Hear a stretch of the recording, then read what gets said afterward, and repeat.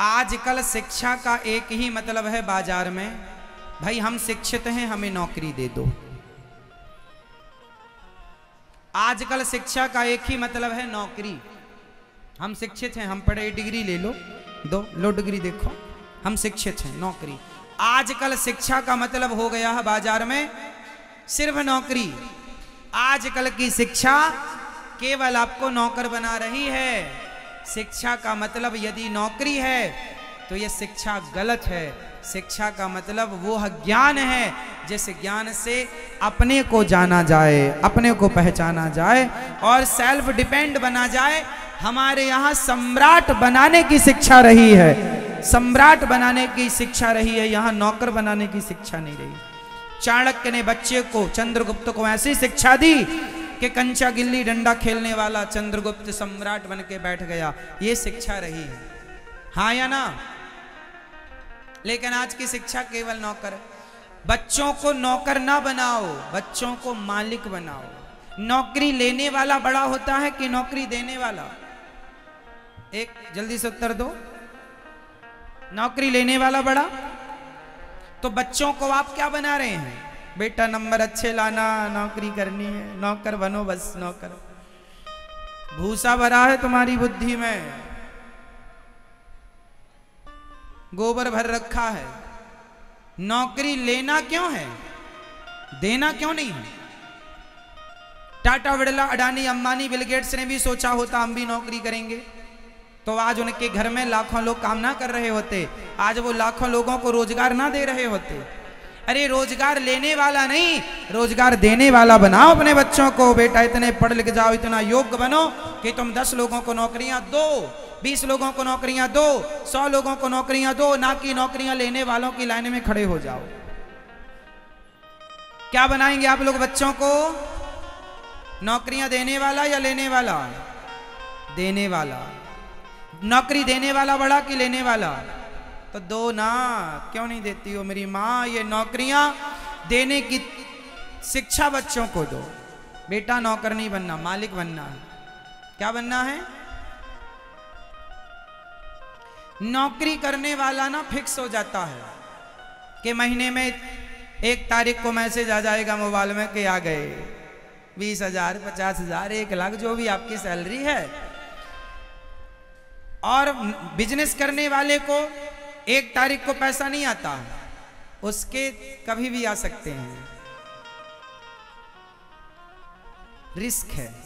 लेकिन वो मालिक है, वो किसी के दबाव में नहीं है। नौकरी करने वाला सर्कस के शेर की तरह होता है कि सवेरे 10 बजा तो मालिक आया तो एक मांस का टुकड़ा फेंक गया। मालिक के टुकड़ों पर पलना होता है सर्कस के शेर को। उसी तरह नौकरी करने वालों का हाल है, मालिक के टुकड़ों पर पलने के लिए मजबूर हैं आप।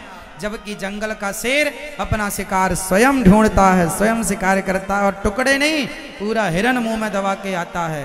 तुम जब बिजनेस करोगे तो आप नौकरी नहीं, बिजनेस जब करेंगे तो आप महीने के लाख रुपए या 50,000 नहीं बल्कि 50,000 और करोड़ भी कमाने की क्षमता रखेंगे।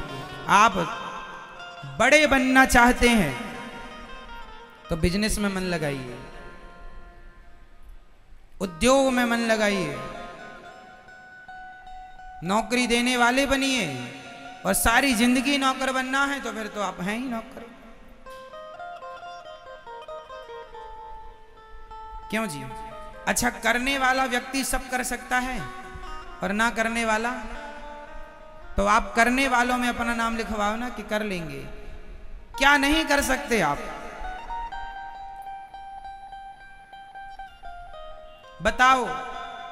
हारा हुआ किसे कहते हैं? हारा हुआ किसे कहते हैं? हारा हुआ किसे कहते हैं? नहीं, हारा हुआ किसे कहते हैं? हारा हुआ किसे कहते हैं? हारा हुआ किसे कहते हैं?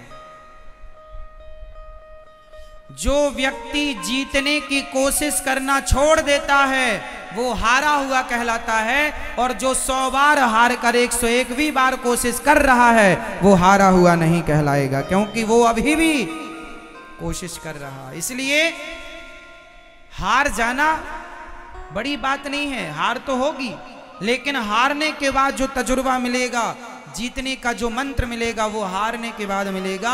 इसलिए जितना ज्यादा जो हारता है उसकी जीतने की उतनी संभावनाएं बढ़ जाती हैं, और वो कभी नहीं हारता जो जीतने की कोशिश करता रहता है। क्यों जी? इसलिए हारो क्यों, कोशिश करो ना। तुम नौकरी की कोशिश कर सकते हो, 10 बार कोशिश कर सकते हो, तो एक बार बिजनेस की कोशिश क्यों नहीं कर सकते? करके तो देखो, हो सकता है तुम बहुत बड़े पद पर बहुत बड़ा काम कर लो। तुम्हारे भाग्य में राजा बनना लिखा था, पर तुम्हें नौकरी करनी थी, तो उसी राज्य के नौकर बने रहे।